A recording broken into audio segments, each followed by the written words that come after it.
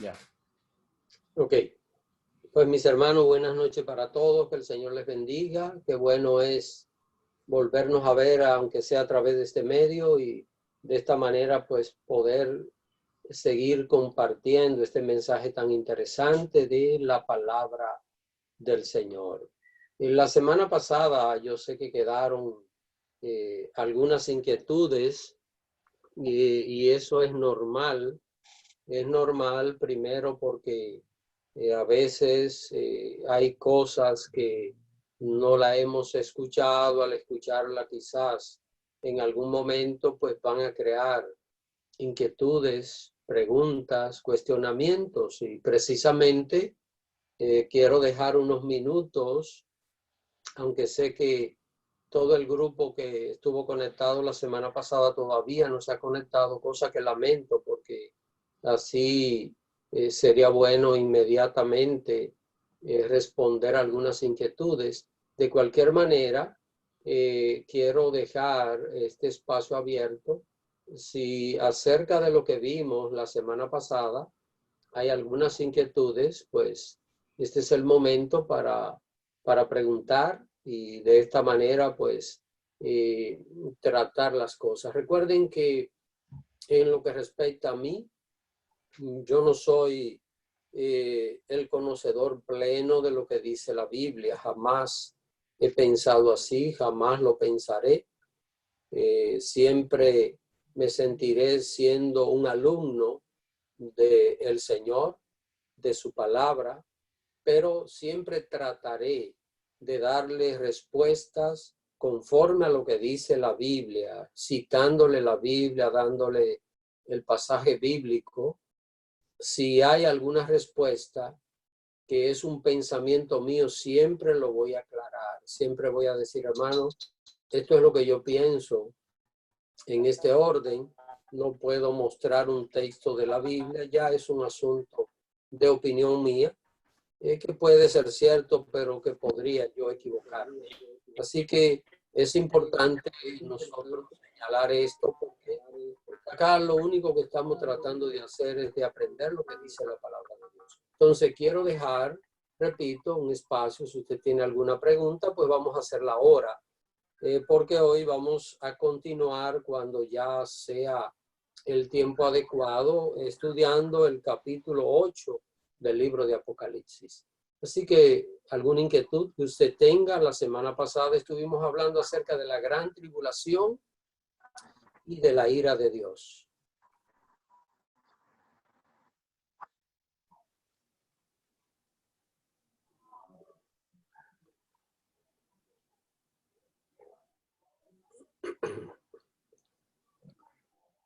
¿Inquietudes, hermanos?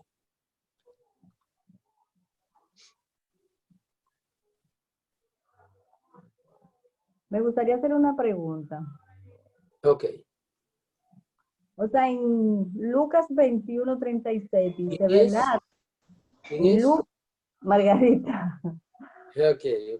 Hermana Margarita, vamos, ¿cuál es la cita? Lucas. Lucas 21:36. Ok. 21:36. Perfecto.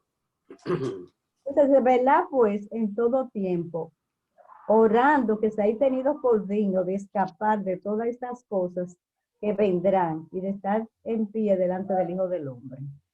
O sea, eso es una oración que a mí, o sea, yo la he tenido, o sea, pensando que puedo ser librada de la gran tribulación. Y, o sea, que el Señor me tenga por digna de escapar de la tribulación que van a venir. Ok. Solo, hermana, solo que si nota más arriba,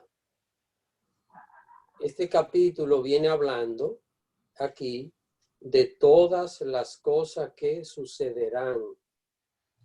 Y si nota, hermana, este capítulo 21 de Lucas, específicamente vamos a ver el verso 25, y dice: entonces habrá señales en el sol, en la luna y en las estrellas, y en la tierra angustia de las gentes, confundidas a causa del bramido del mar y de las olas, desfalleciendo los hombres por el temor y la expectación de las cosas que sobrevendrán en la tierra, porque las potencias de los cielos serán conmovidas.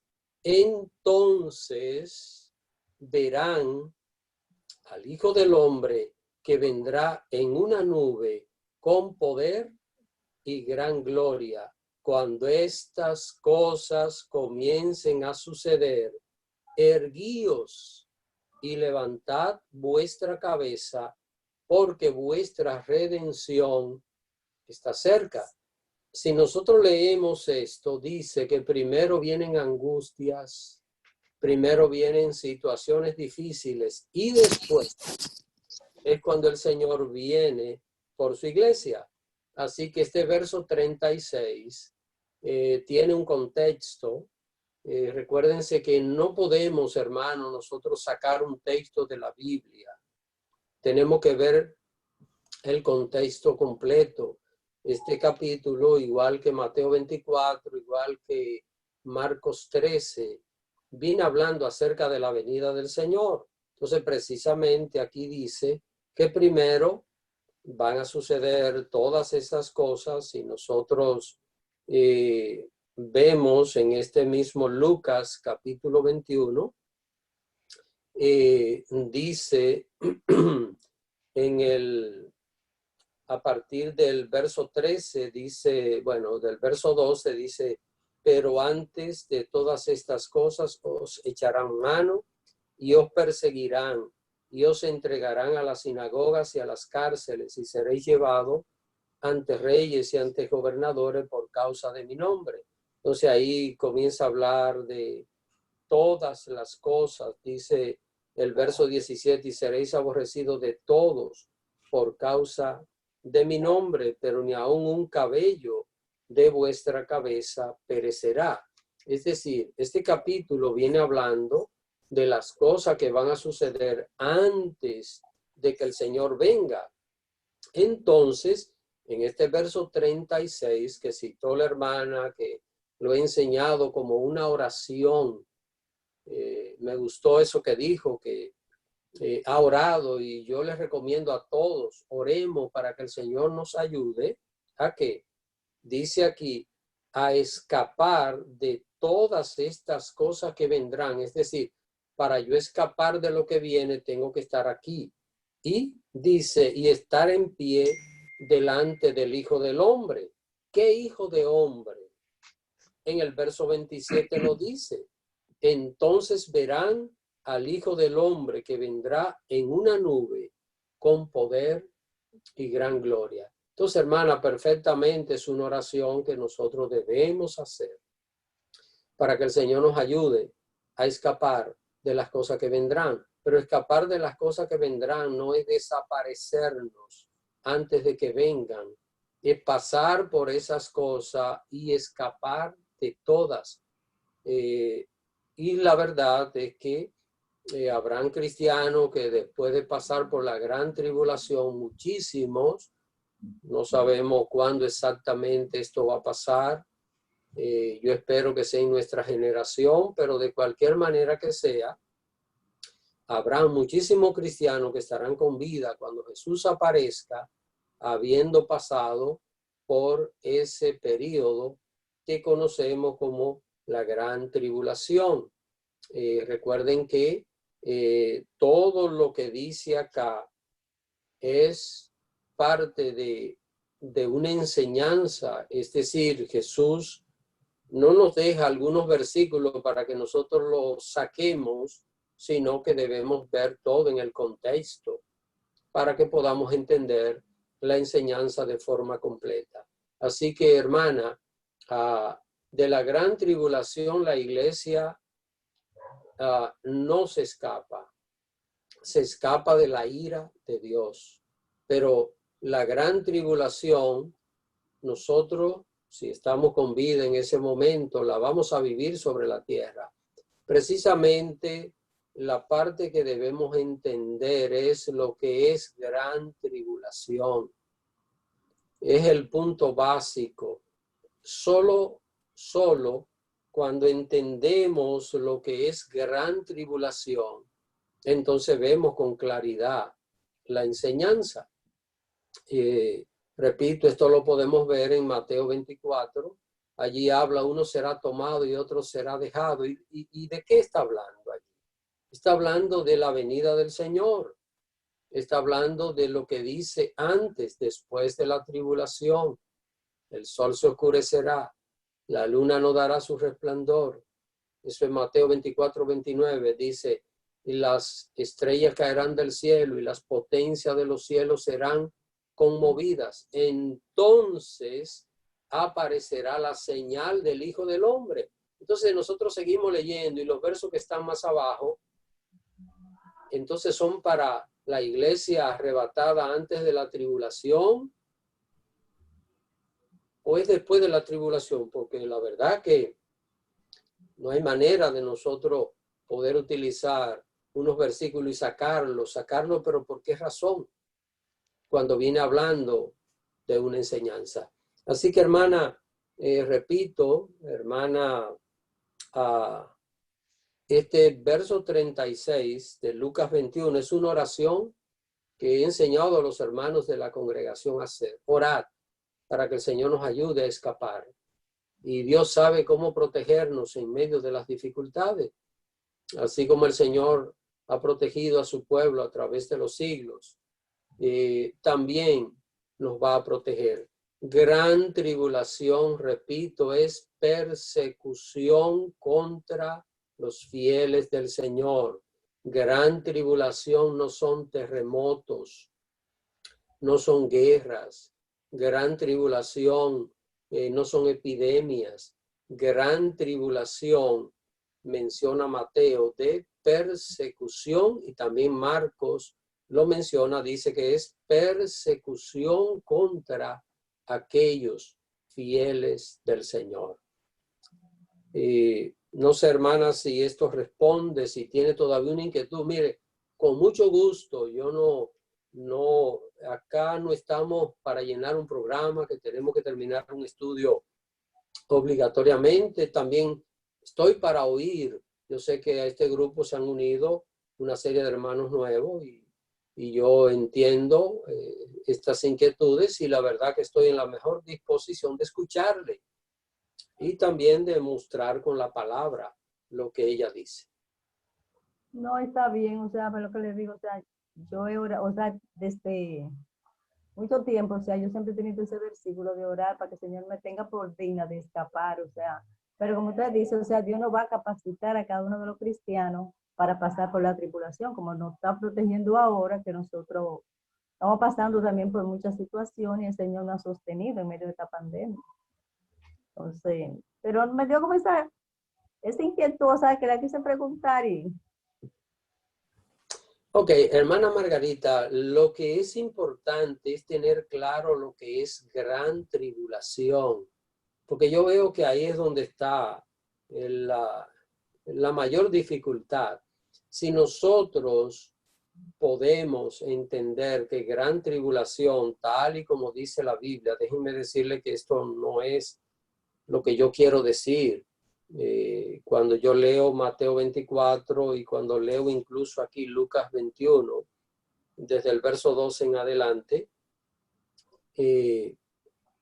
entonces lo que yo hallo es eso, el pueblo de Dios siendo perseguido. Eso es gran tribulación, no es otra cosa, no está relacionado con ninguna otra cosa. Gran tribulación es el pueblo de Dios siendo perseguido y la ira de Dios es otra cosa. La iglesia del Señor no pasa en la tierra la ira de Dios, porque eso sí la Biblia lo señala con claridad. Dios no derrama su ira en el mundo hasta que su iglesia no sea arrebatada al reino de los cielos. La iglesia va a ser arrebatada al reino de los cielos al concluir la gran tribulación e inmediatamente la iglesia es arrebatada, comienza a caer sobre la tierra la ira de Dios. Yo sé que A nosotros nos asusta el pensar que vamos a ser perseguidos y que tratarán de hacernos daño, de hacer tantas cosas, pero recuerden algo, mis queridos hermanos, nadie desea esto. Si usted me pregunta a mí si yo lo deseo, no, para nada. Yo no quisiera que esas cosas pasen. Quisiéramos estar así, tranquilo como estamos ahora. Pero recuerden, en muchas ocasiones la iglesia del Señor ha sido perseguida. Yo no sé si ustedes recuerdan algunos hermanos que fueron crucificados por ser cristianos y decapitados por ser cristianos. Me acuerdo de uno, el apóstol Pablo, lo decapitaron en Roma nada más porque era cristiano. Pablo murió decapitado y Pedro murió crucificado. Jacobo murió a espada. De todos los apóstoles, el único que no murió martirizado fue el apóstol Juan, que murió ya de anciano, de vejez. Pero hermanos, los cristianos han sido perseguidos siempre. Así que no podemos ver nada extraño si al final, si un poco antes del Señor venir y arrebatar su iglesia, el cristiano es perseguido. Entonces, a ese periodo de persecución antes de la venida del Señor es que llamamos gran tribulación, no a otra cosa. Eso es gran tribulación. No, yo lo entendí bien, o sea, su explicación de la otra semana, o sea, lo que es gran tribulación y cuál es la ira de Dios. Pero como yo siempre había tenido ese versículo así como, por eso lo quise preguntar. Pero es muy bien, hermana. Yo les recomiendo que siga orando así. Esa es una oración que yo hago. Y a los hermanos de la congregación le enseño a hacer esa oración. Señor, si tú nos tuvieras por digno, pues ayúdanos a escapar. Y que cuando tu hijo venga, pues estemos con vida. Sería glorioso el vivir esa experiencia. Muchas gracias, muchas gracias. ¿Alguna otra inquietud, mis hermanos? Hermano Luis. Sí, diga. Pastor, buenas noches, ¿cómo está? Muy bien, hermano José. Pastor, yo entiendo ahora por qué había habido tanta confusión con la gran tribulación. Lo que pasa es que a mí, por ejemplo, me enseñaron el rapto de la iglesia que se iba a ir antes de la tribulación, de la gran tribulación. Nunca se especificó, a mí nunca me especificaron que la gran tribulación es el paso que hay que vamos a pasar los cristianos, ¿no verdad? Antes de la venida del Señor. Entonces se ha metido todo que la gran tribulación es ya el fin del mundo, que ya el Espíritu Santo no va a haber Espíritu Santo ni nada. Y por eso teníamos la cabeza, la mayoría, la cabeza llena de pajaracos, de cosas con respecto a esto. Y por eso ha habido tantas dificultades entre los hermanos, como los cristianos, de entender lo que es el rapto, que es la venida del Señor, pero que vamos a tener que pasar por esa gran tribulación. ¿No, verdad? Nunca se me habló a mí del castigo de Dios, no. Eso era para eso era ya para lo último. Pero gloria al Señor que hemos podido, al menos yo he podido entender todo bien claro y gracias. Yo quería decirle eso porque venía esta semana con otra persona que me estaba hablando otra vez del rapto ese. Digo, pero Señor, el rapto lo mismo que la venida del Señor. ¿Y qué es lo que tú me estás hablando? Miren, hermanos, miren. Déjenme mostrarles esto que tengo en las manos. Miren. Y esto es un interlineal de la Biblia. Esto es griego-español. Aquí está, digamos, una copia original de la Biblia. Ustedes saben que, lo que tenemos es copias de copias, ¿verdad? En estos 2000 años. Pero aquí yo tengo esto. Entonces, miren, cuando yo leo, para citarles algo, déjenme buscar esta cita. Esto es, bueno, ustedes no Dudo mucho que puedan ver, quizá ven algo, pero esto es griego-español. Entonces, ok. Primera Tesalonicenses, capítulo 4, versículo 15. Noten, dice aquí, esto es una traducción literal, es una traducción literal del griego al español. Dice, porque esto os decimos por palabra del Señor, que nosotros, los que vivamos, lo que queremos hasta la presencia del Señor, donde leemos en Reina Valera 60, venida, es parusía. ¿Y qué es lo que es parusía? Es la presencia del Señor, ¿verdad? Dice que, entonces, ustedes conocen esa lectura, dice que el Señor mismo descenderá del cielo con voz de mando, con voz de arcángel, con trompeta de Dios, y los muertos en Cristo resucitarán primero. Luego nosotros los que vivimos, los que hayamos quedado, seremos arrebatados juntamente con ellos en las nubes, y así veremos al Señor en el aire. Es decir, ahí está hablando del arrebatamiento de la iglesia, pero está utilizando aquí que nosotros, los que estemos cuando el Señor venga, utiliza una palabra griega que se llama parusía. Ahora, quiero que vayamos a Segunda Tesalonicenses, capítulo 2. Si alguno en algún momento tuviese la oportunidad de mirar un interlineal, no sé si quizá alguien lo tiene, pero esto probablemente algún pastor quizás usted puede preguntarle a algún pastor o algún evangelista, misionero, algún estudioso de la Biblia, y puede tenerlo y usted puede confirmar esto. Entonces, miren, en Segunda Tesalonicenses, capítulo 2, dice, verso 1,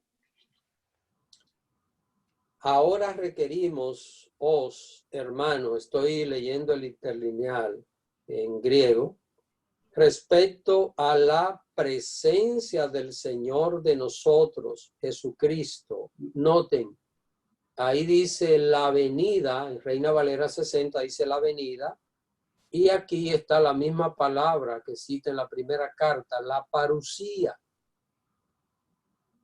Está hablando de la misma venida. Se utiliza aquí la misma palabra que se usa en Primera Tesalonicenses, capítulo 4, verso 5. Así que está hablando de la venida del Señor.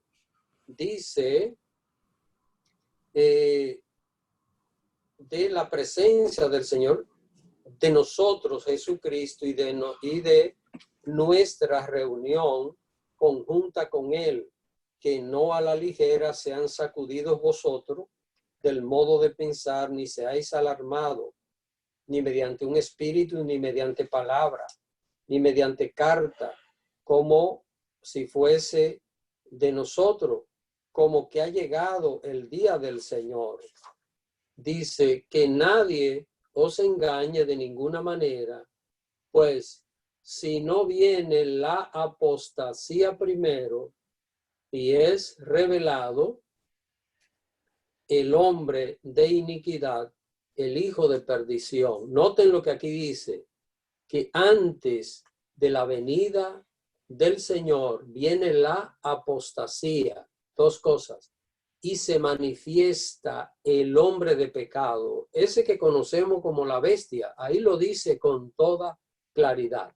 Ahora, estas cosas le dan miedo a uno, sí. Nos han dicho que no vamos a ver a la bestia, pero ahí dice que antes de la venida del Señor se manifiesta.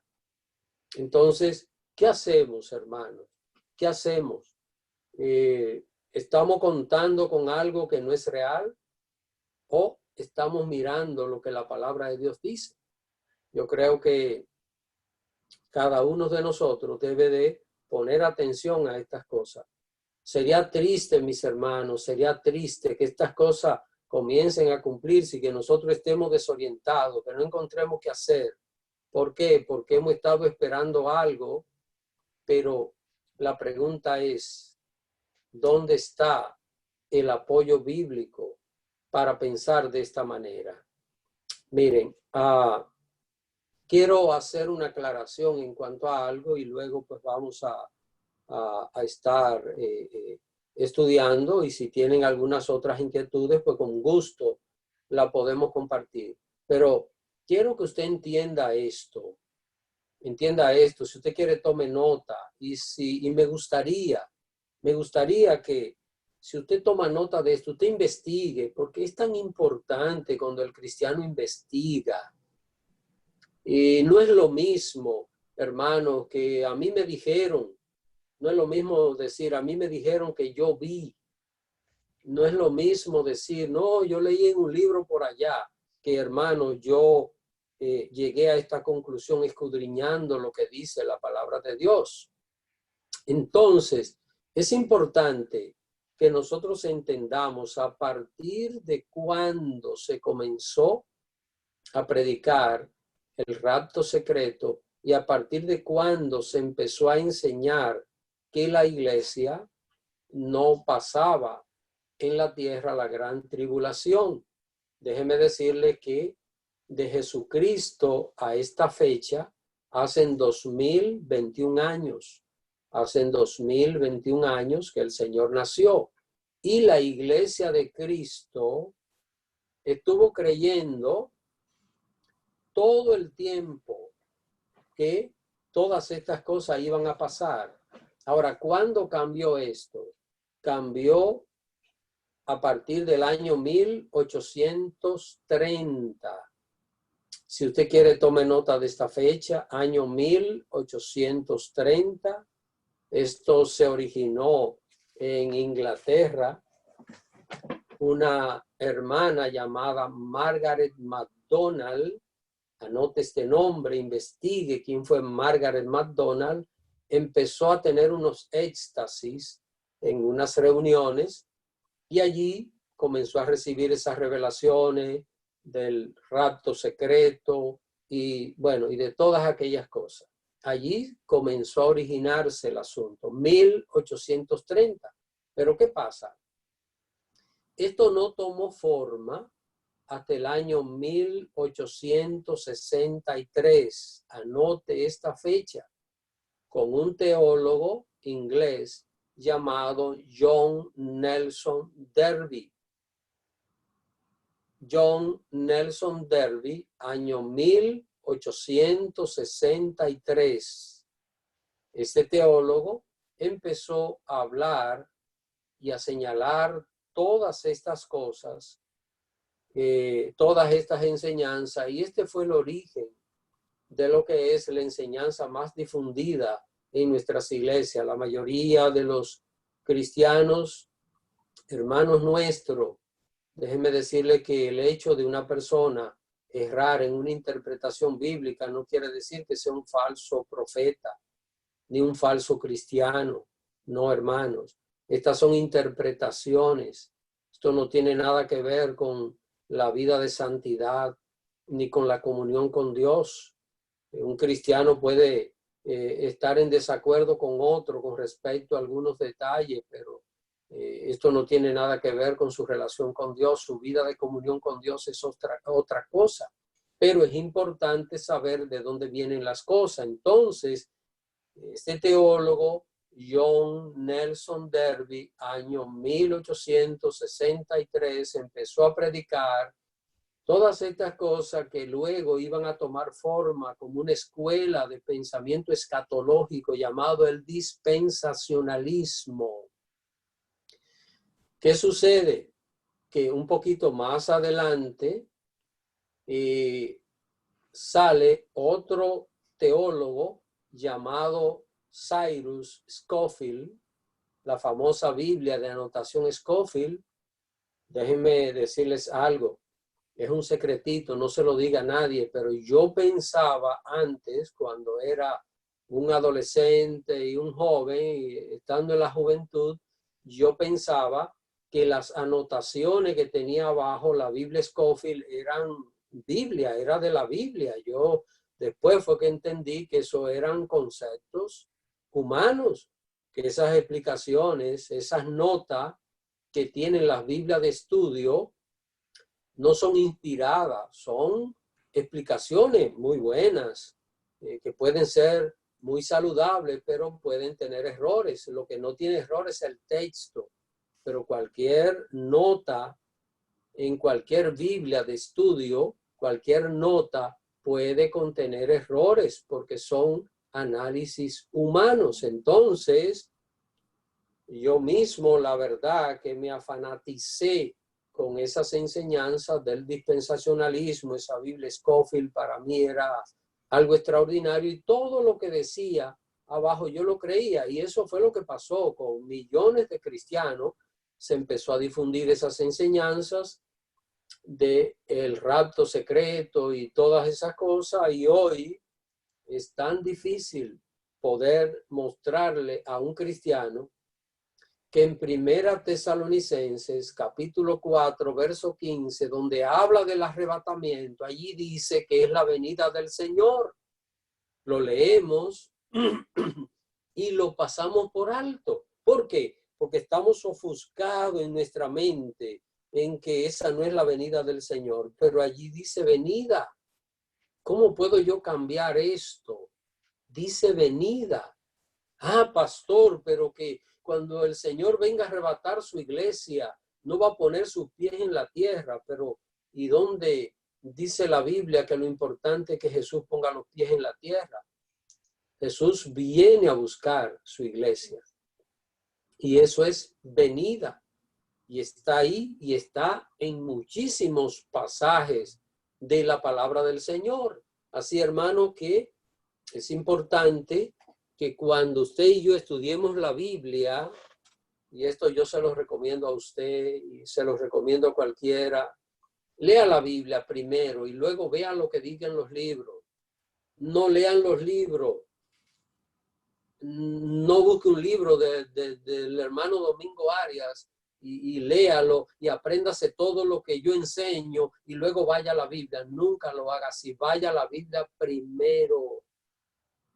Que Pablo no tiene errores, Pedro no tiene errores, Lucas no tiene errores, los salmos no tienen errores, pero el hermano Domingo Arias, cualquier teólogo, puede cometer un error de interpretación. Por eso, vaya primero a la Biblia. Y cuando esté estudiando la Biblia, póngale atención al texto, vea lo que dice. Cuando estudie la Biblia, hermano, hágalo con pasión. No lea la Biblia como un periódico. Mire que hay palabras allí. Si usted tiene que estar 10 minutos, media hora viendo un texto, leyéndolo, porque a veces leemos un texto y hay palabras que no le entendemos. Yo sé que esta Biblia, Reina Valera 60, está en un español que es un poquito a veces difícil. Algunas palabras que no son tan contemporáneas.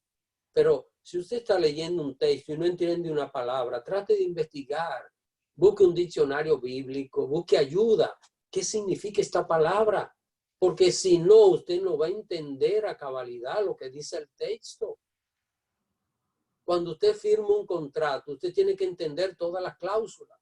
Pero tenemos un problema, que firmamos los contratos y después nos metemos en un problema. Y cuando reclamamos, vamos al departamento legal y reclamamos, dice, no, pero usted firmó este contrato y mire aquí donde dice esto. Ah, yo no me di cuenta. Eso es muy común. Eso pasa con los contratos. Usted sabe que traen unas palabras, una letra pequeñita, y ahí es que están las trampas y están las cosas escondidas.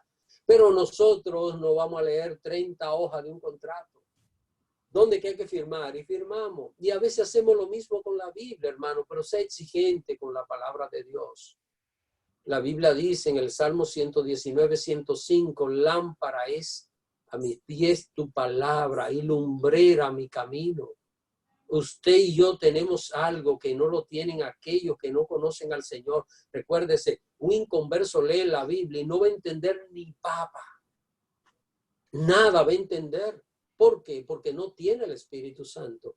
Pero usted y yo tenemos el Espíritu Santo. Y el Espíritu Santo nos guiará.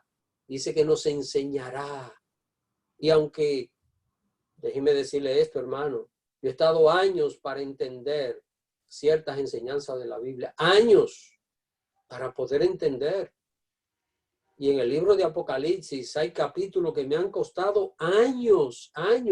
Y no es que considero que lo entiendo al 100%, porque esto no es asunto de leerlo a la carrera, es asunto de asimilarlo, de dejarse instruir por la palabra de Dios. Así que vamos a poner atención al texto. Otra cosa muy importante, y perdonen que estoy haciendo este paréntesis, pero creo que esto es importantísimo, porque es que cada creyente tiene aquí la fuente, tiene la palabra, usted lo tiene aquí, solo tiene que ser un poquito laborioso y usted va a descubrir muchas cosas que los exégetas y los teólogos enseñan. Usted va a decir, oh, pero mira, aquí está.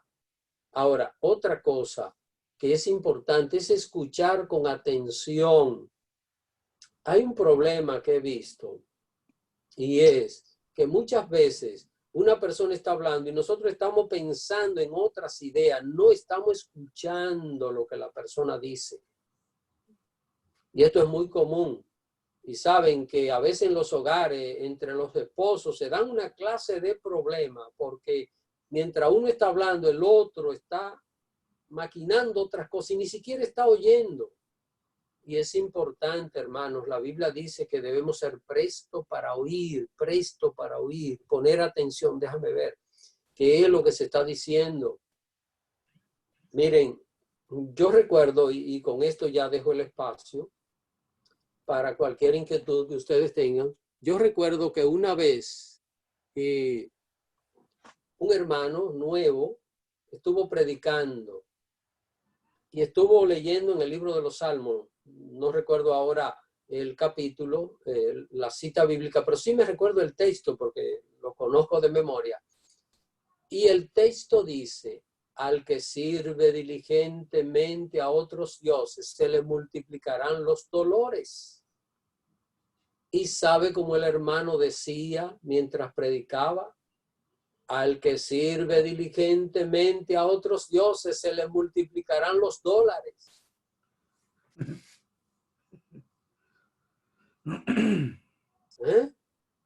¿Usted está entendiendo? O sea, entre dolores y dólares, hermanos, yo prefiero los dólares, ¿verdad? No los dolores.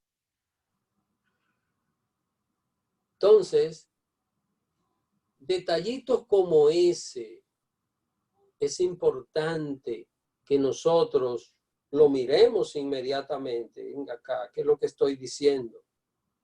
Para que de esa manera, pues nosotros podamos entender bien el texto bíblico y aplicarlo de una forma correcta. Así que bueno, vamos a ver si hay alguna pregunta más acerca de esto. Está hermana Katie, y después está hermana Doralisa y está hermana Beth. Ok, perfecto. No es duda, pero quiero una aclaración de parte suya un poquito, porque como usted me explicó, la tribulación es específicamente la persecución de los creyentes, pero entonces después el jueves usted hizo un estudio de los dos tipos de creyentes que hay. Entonces mi pregunta, ahí donde me entró una preguntita, usted sabe, ya sabe por dónde viene, ¿verdad? Sí. Que si los creyentes carnales también van a sufrir la persecución que nosotros, porque si ellos están haciendo cosas del mundo, ¿cómo eso va a suceder? No entiendo, o sí o no, no sé. Bueno, los creyentes carnales no estarán listos cuando el Señor venga, por eso son creyentes carnales. Entonces, de alguna manera, no estarán tan interesados en enfrentar las situaciones, porque, un ejemplo, vamos a pensar que, ¿qué cosa? Que ahora mismo digan, vamos a cerrar todas las iglesias, de los pastores que digan que el homosexualismo es pecado, si alguien se queda callado, ¿no le cierran su iglesia?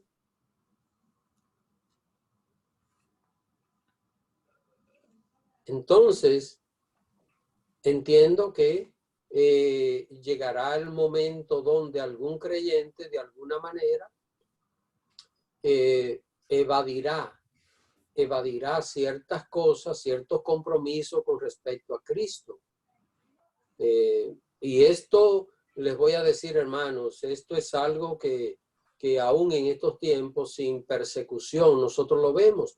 Por ejemplo, hay creyentes que están en un trabajo y tienen años y nadie sabe que son cristianos. Hay personas que tienen amigos y se juntan y no saben que son cristianos. Entonces, una persona puede hacer esto, uno dice, uno que lleva una vida activa en el Señor, uno dice, no es posible, pero sí es posible, hermano, es posible. Todas estas cosas. Así que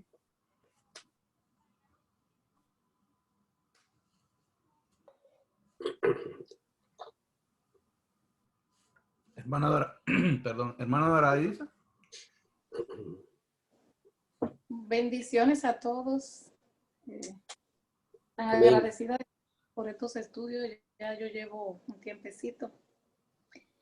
Pastor, yo tengo una pregunta, pero si me salgo del tema, no me la tiene que contestar ahora. Yo estoy leyendo la Biblia y esta mañana estaba leyendo en Mateo. Y tengo aquí en Mateo 3, 12, versículo 42. Mateo 12, versículo 42. Esta reina que se levanta, se refiere a los postreros tiempos, los tiempos finales. Esta mañana yo pensaba, y yo lo subrayé, pero no me dio como el tiempo a investigar, porque yo la estoy leyendo así, yo hago cuestionarios y saco palabras y subrayo. Pero dije, hoy le voy a preguntar al pastor, porque dice, la reina del sur se levantará en juicio con esta generación. O sea, estamos viviendo en un tiempo, yo lo relacioné con los tiempos finales, no sé si no lo estoy bien interpretando. Bueno, esa reina del sur, si ustedes notan, en el sur de Israel está Etiopía. Es decir, si usted toma un mapa y mira a Israel, dónde está ubicado, se va a dar cuenta que está hacia el norte del continente africano. Entonces, hacia el sur, que es el continente africano, está un país que se llama Etiopía. ¿Y qué pasó con Etiopía? Ustedes saben que la reina de Saba fue a visitar a Salomón para escuchar de su sabiduría. Entonces Jesús aquí, hablando acerca de Israel como generación, Israel como ese pueblo que era rebelde contra Dios, por esto aquí él menciona, pero esta reina del sur ya existió.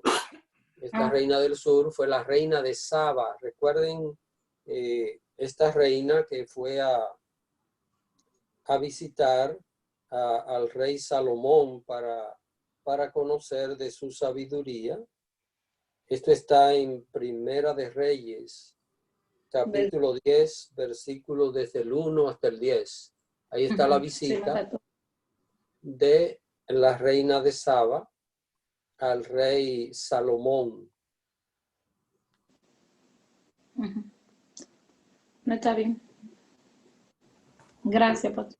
Yo voy a leer esta referencia, la Biblia mía la tiene también. Ok. Y en Segunda de Crónicas 9, del 1 al 12. Gracias, pastor. Buena Betsy.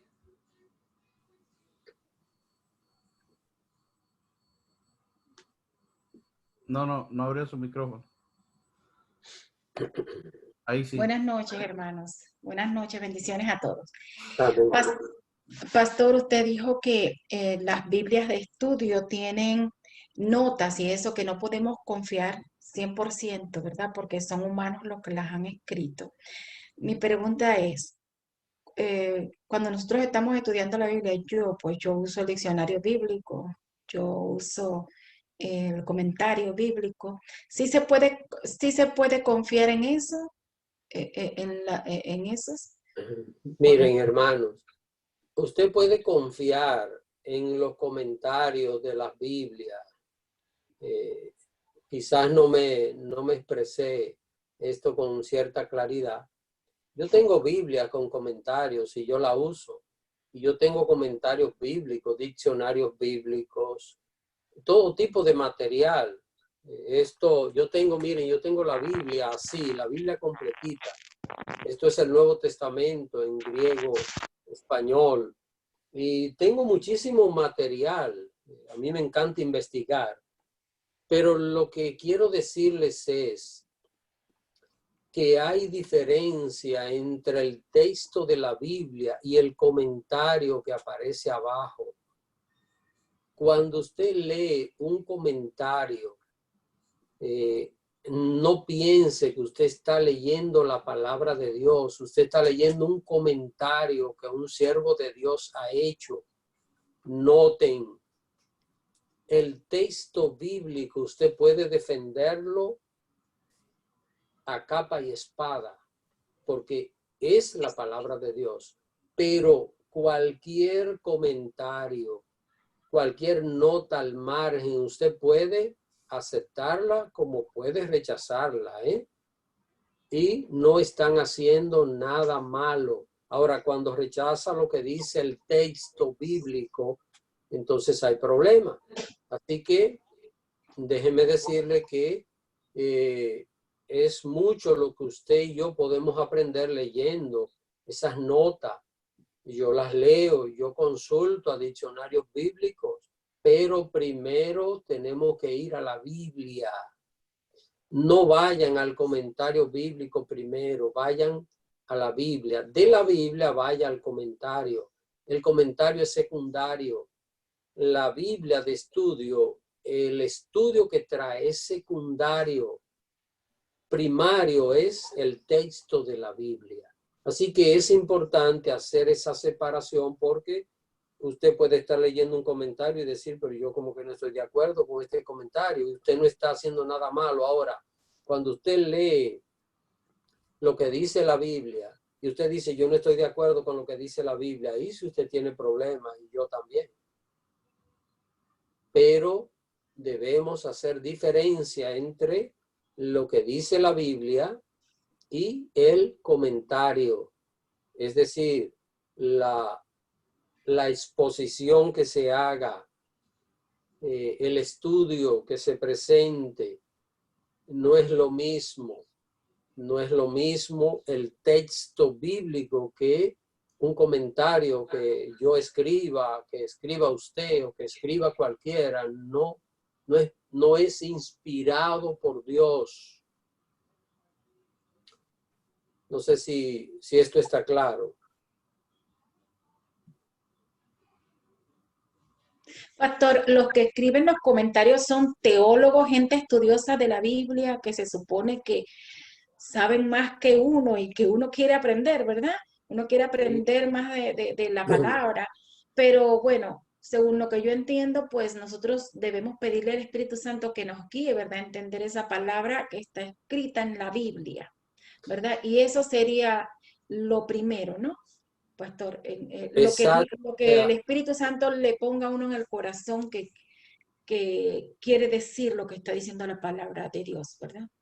Por supuesto, porque si ustedes me preguntan a mí que si yo consulto diccionarios, comentarios bíblicos, sí, hermano, sí, y yo me nutro, y yo leo datos que han escrito teólogos, exégetas, y para mí son de bendición, pero hay detalles con los cuales yo no estoy de acuerdo. ¿Ven? Entonces, estoy pecando por estar en desacuerdo con un teólogo, no, hermano. Ahora, cuando estoy en desacuerdo con lo que dice Pablo, ahí sí estoy pecando.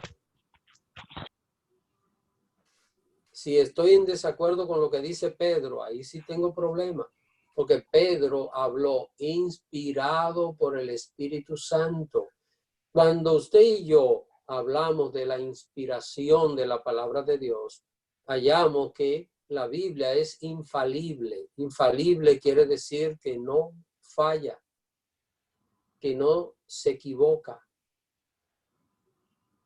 La Biblia es inerrante, no tiene ningún error, no hay ningún error en la revelación original de Dios, no hay ningún error. Entonces, cuando leo la Biblia, sé que Dios me está hablando. Cuando leo un comentario, estoy leyendo una explicación que está dando un hermano, que puede ser muy buena, puede ser muy edificante. ¿Me están entendiendo? Yo no estoy diciendo que rechacemos todos los comentarios. Esto sería una tontería, porque no vamos a rechazar los comentarios, son muy buenos, pero cuando usted lea un comentario, no lo defienda como si fuera la Biblia. Ahora, cuando leemos la Biblia, sí, vamos a morir defendiendo lo que dice la palabra de Dios. Cuando leemos un comentario, podemos decir, qué bueno, me gusta, esto encaja con lo que yo quería entender, maravilloso, hasta ahí está bien. Pero primero vamos a la Biblia y después buscamos ayuda en algún comentario bíblico. La obra del Espíritu Santo nos va a enseñar a nosotros esa verdad bíblica, sin ninguna duda. Hermana Gracias, Bielka. pastor. Hermana Bielka. Gracias. Yo quería agregar que muchas veces el comentario en lo particular no me ministra nada. En cambio, el versículo me señala una verdad que el comentario no la señaló. Y esto lo podemos ver porque muchas veces un versículo uno lo lee en un momento dado y no le ministra tanto como le ministra en otros tiempos. Y muchas veces cuando un pastor está predicando y lee un pasaje de la Biblia, el pastor se tuvo un tema para explicarlo, y a mí el Espíritu Santo me ministró en otra forma sobre el mismo versículo. O sea que el Espíritu Santo es nuestra primera luz, entiendo yo. Y personalmente yo he optado por leer la Biblia y tratarla como de entender el pasaje varias veces, y no leer el comentario de una vez. Y le pido al Espíritu Santo, háblame, no entiendo esta parte, háblame. Cuando quizá ya no puedo más, veo el comentario porque quiero que el Espíritu Santo me revele para aprender más, para no circunscribirme al comentario que hizo ese pastor. No estoy diciendo que esté mal el comentario, pero yo digo, si él quiere el Espíritu Santo y a él le habló, yo lo tengo también. Vamos a esperar que me hable a mí también. Solamente quería agregar eso. Amén. Tenemos que reconocer, hermano, que hay personas que tienen un llamado especial de Dios a la enseñanza. Eso es un ministerio, ser maestro, y entonces debemos entender que esas personas pues alcanzan quizás un poquito más de conocimiento que otros creyentes, pero en resumen, miren, ni Martín Lutero escribió inspirado, ni Calvino escribió inspirado, ni Zwinglio escribió inspirado, ni tampoco los hermanos Wesley escribieron inspirado. Es decir, si usted y yo analizamos cualquier teólogo de estos tiempos y de siglos atrás que escribió, pudo haber escrito cosas muy buenas y hasta muy edificantes, y nosotros estar de acuerdo con algunos detalles, pero esos escritos no son inspirados. No podemos estar nosotros debatiendo y amparados en esos conceptos. Tenemos que ir a la palabra para ser edificados a través de ella. Esto es muy importante. Ustedes saben por qué me he detenido en este punto, porque el creyente necesita escuchar estas cosas. A veces, y yo sé que lo que me están oyendo no son así, no, yo pienso que usted no es así, pero a veces lo único que hacemos es ir a una congregación, nos sentamos allí como un embudo a recibir todo lo que caiga, salimos de ahí y nos preparamos para volver al siguiente culto a hacer lo mismo. Y ya, no estudiamos lo que el predicador dice, no tomamos nota y luego lo estudiamos durante la semana para uno ampliar ese conocimiento y para que quizás el Señor quiera ayudarnos a profundizar más y poder aplicar ese sermón a nuestra vida práctica. Entonces es importante hacer esto, hermano. Esto es importante hacerlo porque de esa manera, pues nosotros vamos a crecer más en nuestra vida espiritual, vamos a crecer más en el conocimiento de la palabra de Dios y así vamos a poder ayudar a otros también a conocer ciertas cosas de la palabra que quizás no sea tan fácil. ¿Alguna otra inquietud, hermana Lee? No veo a nadie, pastor. Oh, pensé que Lee tenía una... Oh. Ok. No, pastor, es que en la Biblia mía de comentario también explico lo mismo que usted estaba diciendo ahorita. Solamente quería añadir eso ahorita, pero está bien. Eso era todo. ¿Explica? Lo que usted estaba diciendo en 2 Tesalonicenses, Ah, ok. la misma explicación abajo en el comentario de mi Biblia de estudio.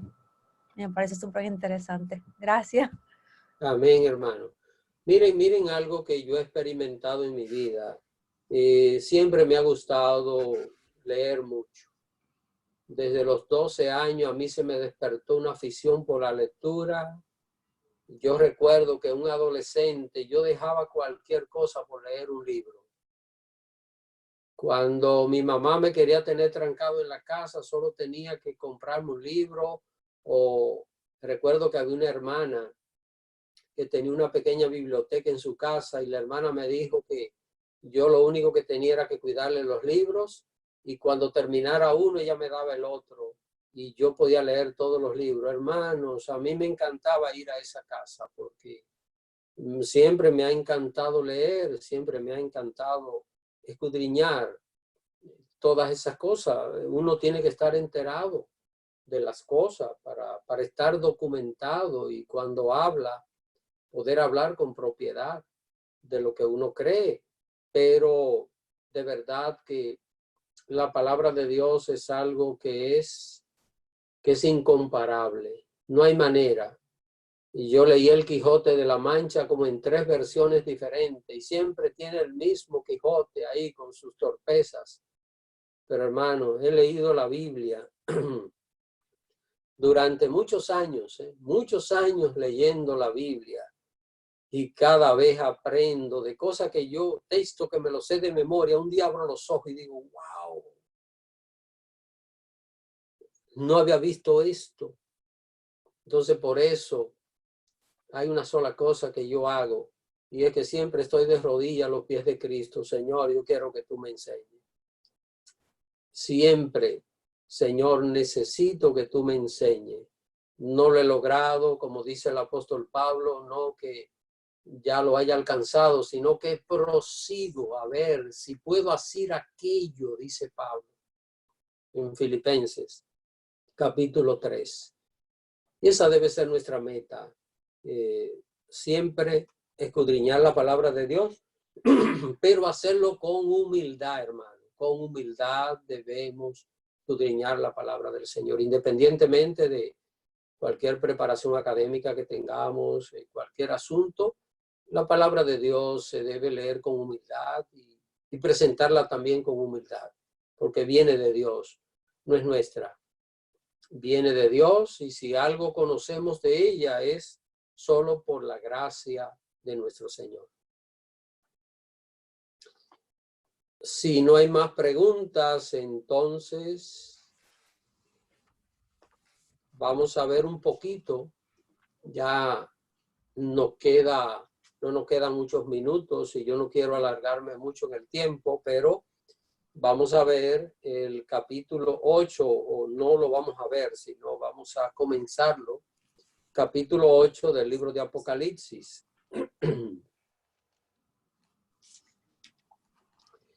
Miren, para nosotros empezar a estudiar el capítulo 8 de Apocalipsis, tenemos que ir al capítulo 6. No lo voy a leer, ya lo estudiamos acá.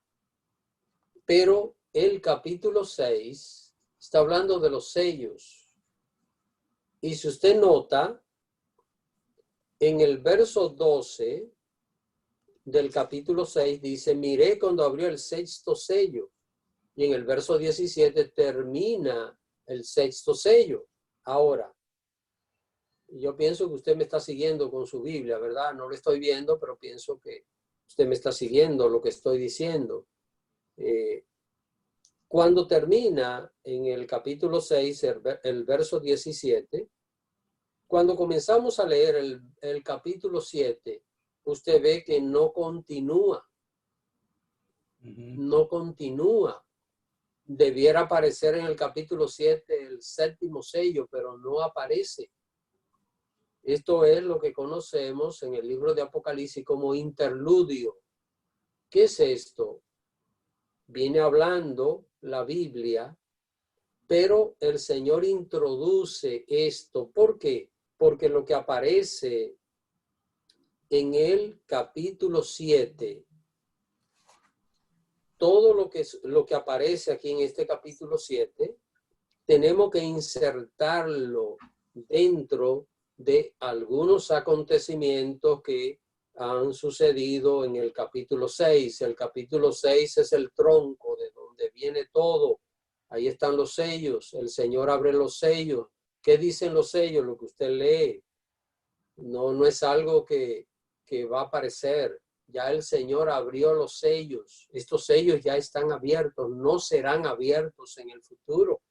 Si estos sellos no hubiesen estado abiertos, usted y yo no pudiésemos leerlo. Porque eso es lo que dice Juan.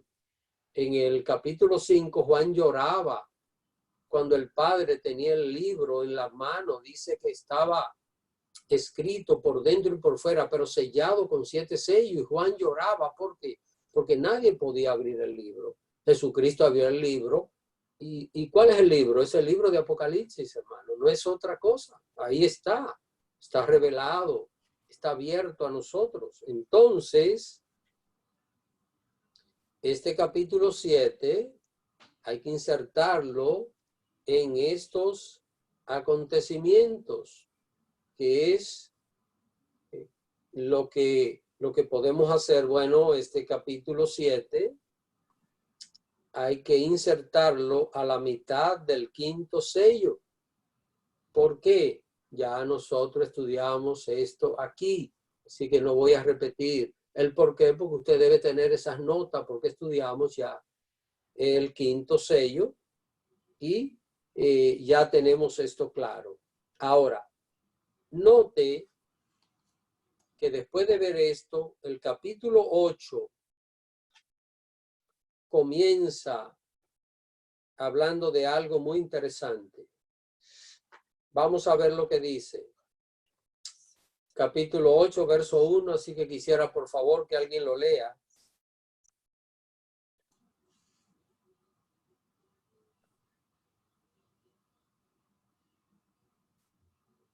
Hermana Doralisa.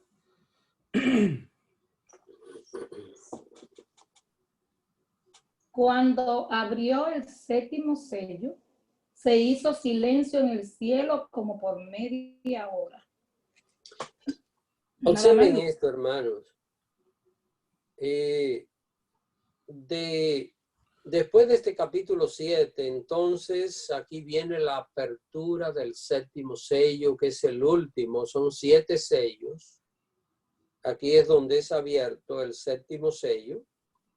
Y dice aquí la Biblia que se hace silencio en el cielo como por media hora. ¿Qué es este silencio en el cielo? Cuando seguimos leyendo, bien sabemos que a partir de ese momento es que los ángeles tocan las trompetas. ¿Qué representan estas trompetas? Son castigos de Dios que no representan la ira de Dios. Déjenme ir aclarando esto. Estas trompetas que aparecen aquí no representan la ira de Dios, son sí castigos de Dios. Ahora, miren, ¿cómo insertamos esto? Este capítulo 7 tenemos que irlo viendo simultáneo con estos acontecimientos. Entonces, el séptimo sello produce silencio en el cielo. ¿Cuál es la conclusión que he llegado en cuanto a esto? Ese silencio, cuando este séptimo sello se comienza a cumplir,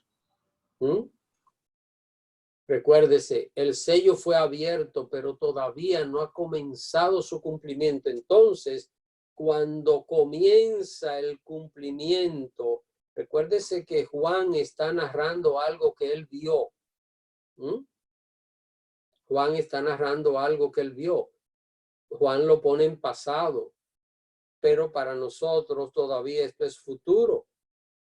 El séptimo sello fue abierto, eso es pasado, pero el cumplimiento del séptimo sello es futuro todavía. Yo creo que esto es sencillo de entender, no creo que cree confusión. Déjenme explicarlo otra vez. Juan está narrando algo que él vio. Y como él lo vio, él lo presenta en pasado. Ahora, es verdad que el séptimo sello fue abierto antes de que Juan lo viese, porque el séptimo sello fue abierto en el año 34, cuando Jesús ascendió a los cielos. Fue abierto el séptimo sello, lo abrió el mismo Jesús, allí en el trono del Padre.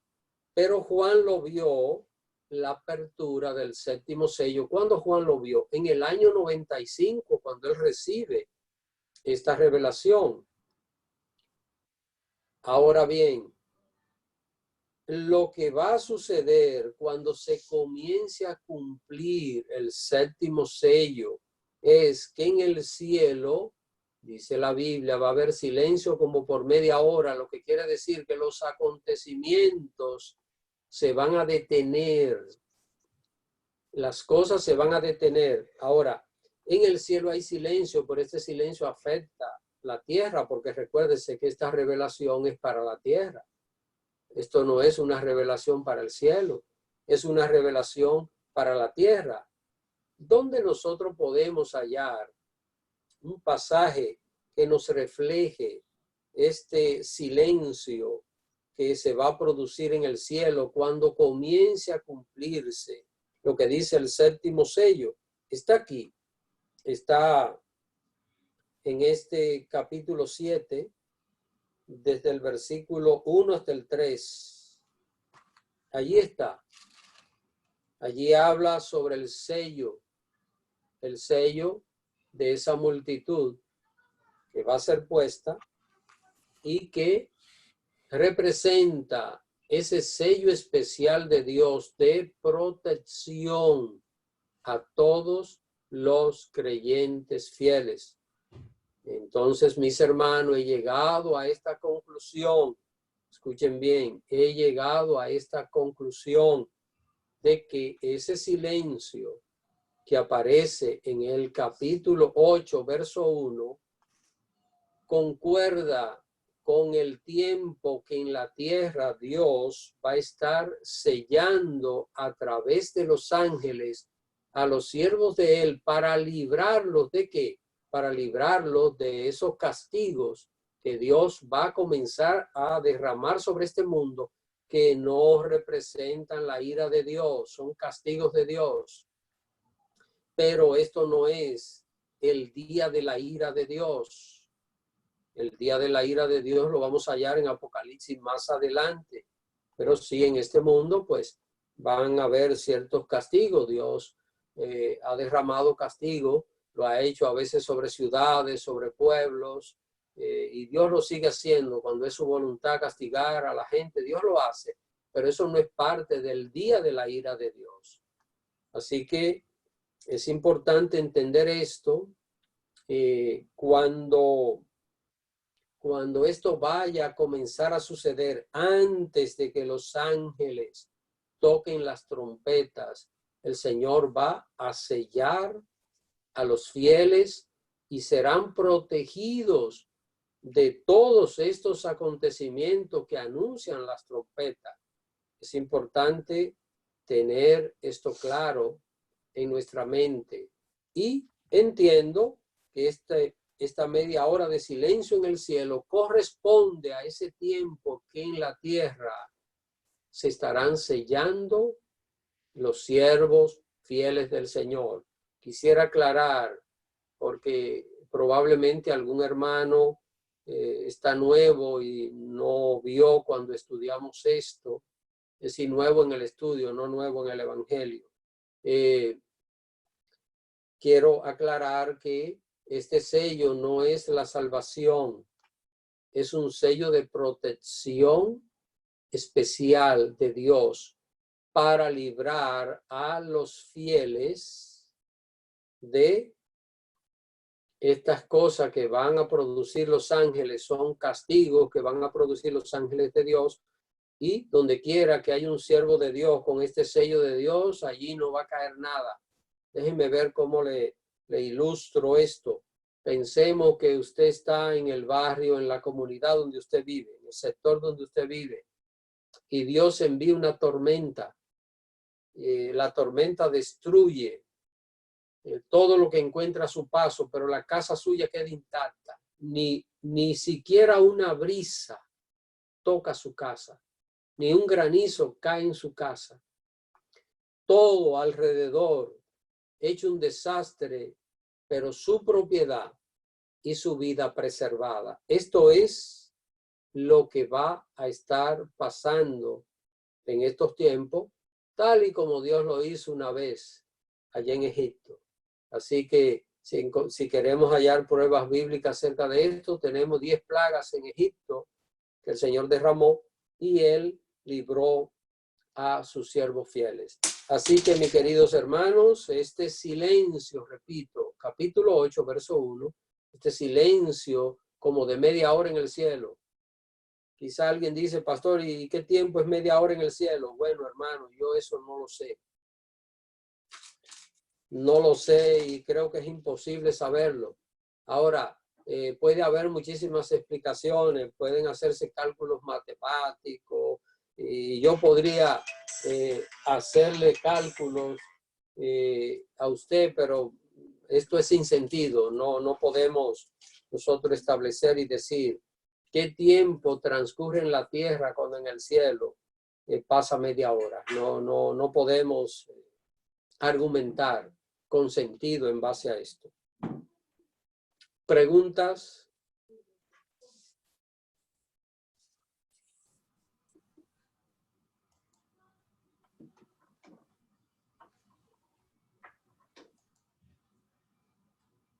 No veo a nadie, pastor. Ok, pues vamos a seguir leyendo. Miren lo que vamos a hacer hoy. Ya el tiempo casi se está terminando. Yo quiero terminar en un tiempo prudente este estudio bíblico. Entonces, quiero que alguien se lea capítulo 8, versículo 2 hasta el versículo 4. Y yo voy a explicar algunos detalles de esto, pero ahí continuaremos la semana próxima, porque aquí hay una enseñanza maravillosa.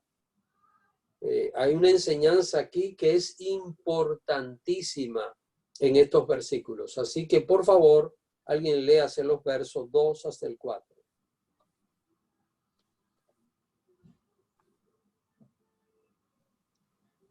Amén, hermano.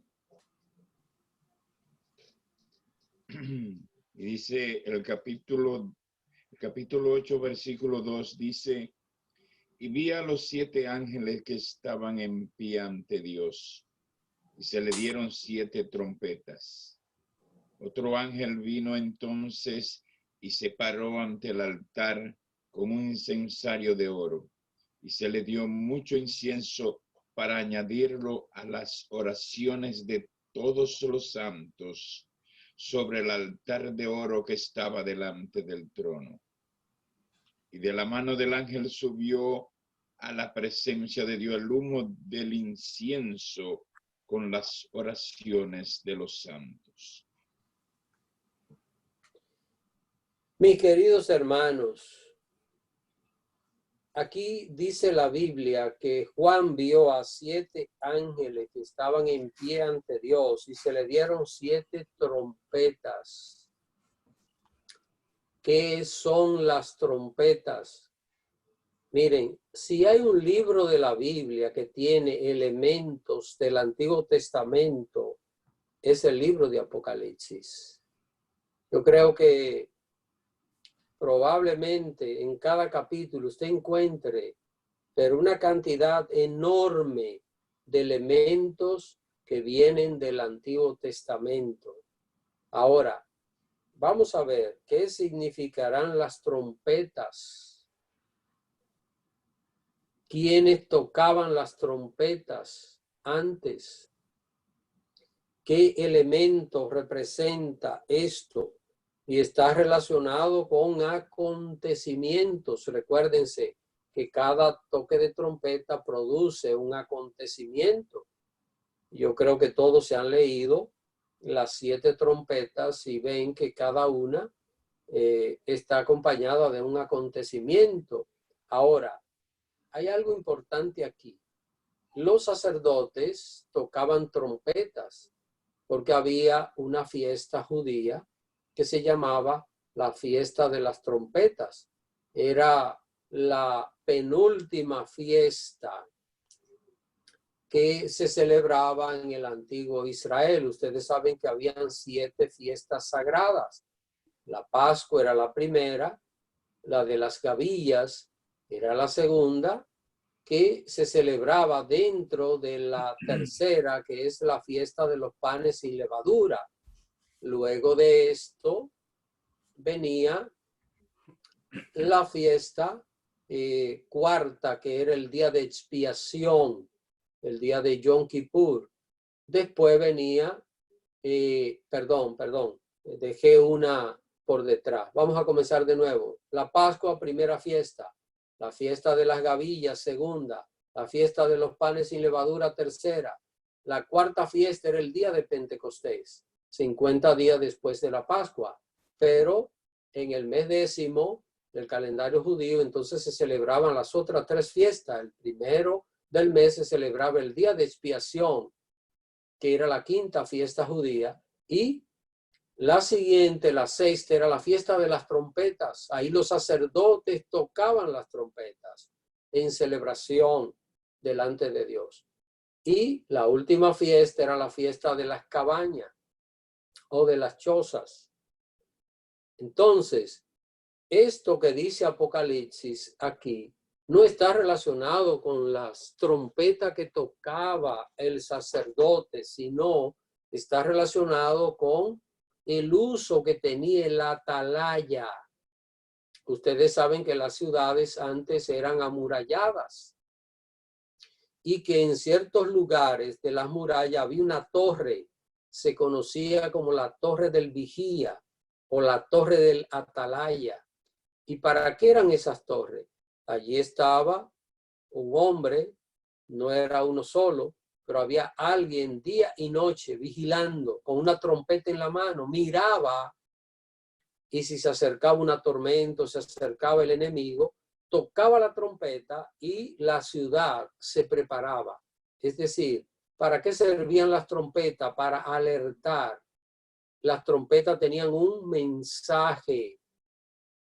Eso, si usted se lee a Ezequiel capítulo 33, usted va a hallar allí esta enseñanza de la atalaya, y allí el Señor le dice al profeta que a él lo iba a usar como atalaya. Entonces, hermanos, sin ninguna duda, que las trompetas son 7 eventos que pasarán en la tierra, que serán predicados antes cada ángel de este que toque la trompeta servirá de punto de partida para el anuncio de esto que viene para la tierra. Así que las trompetas, recuerden, son castigos de Dios anunciados. Cuando vaya a suceder el primero, va a ser predicado, luego el segundo, luego el tercero, y así sucesivamente serán predicados en el mundo por los ángeles, no por los siervos de Dios. Ya usted lo tiene aquí y ya sabemos el orden en que estos eventos irán pasando, y fácilmente nosotros le podremos decir a las personas, y también ya estaremos apercibidos, ya sabemos lo que viene. Sabemos ya lo que viene. Entonces, sin ninguna duda, esto será algo que lo tendremos claro en nuestras mentes, y también le podremos decir al mundo, esto es lo que viene. Así que bueno, eso es en cuanto al verso 2. En cuanto al verso 3, dice aquí, esto es antes de que comiencen los toques de trompeta. Ya pasó la media hora de silencio, Ya los siervos de Dios fueron sellados. Ya los ángeles están listos para tocar las trompetas. No han sido tocadas las trompetas. Esto es algo del futuro. Pero antes de esto, dice que otro ángel vino y se paró ante el altar con un incensario de oro. Aquí están elementos del Antiguo Testamento. Aquí está el tabernáculo o el templo. Se paró ante el altar con un incensario de oro y se le dio mucho incienso para añadirlo a las oraciones de todos los santos sobre el altar de oro. Estaba delante del trono, y de la mano del ángel subió a la presencia de Dios el humo del incienso con las oraciones de los santos. Aquí está algo extraordinario, y yo voy a solo a decir algunas cosas porque ahí comenzaremos la próxima semana, porque esto es vital conocerlo. ¿Qué es lo que estamos viendo acá? Aquí estamos viendo que cuando ya lleguen los días finales, va a haber un remanente del pueblo de Dios que estará orando, pero de una manera incesante delante de Dios. Un pueblo que estará clamando delante del Señor, que estará humillado delante de Dios.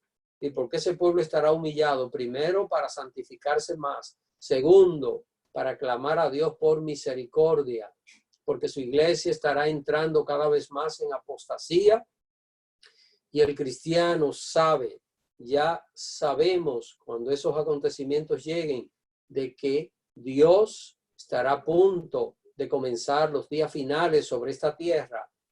Así que ese pueblo que estará orando de esa manera incesante delante de Dios será ese pueblo que será sellado para ser librado de los juicios que vienen. Esas son las oraciones que suben delante del Señor, y Dios, hasta que esto no pasa, no manda a los ángeles a tocar las trompetas. Recuérdese, el séptimo sello ya fue abierto, pero los toques de trompeta son futuros.